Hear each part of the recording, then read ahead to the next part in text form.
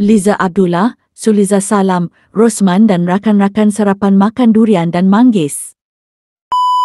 Pagi-pagi makan durian. Pagi ada durian. Breakfast. Akak. Ya sayangku. Morning. Morning sayang. Semalam tidur pukul berapa? Semalam tak tidur. Tak tidur apa, Man? Aktiviti. Aktiviti apa semalam?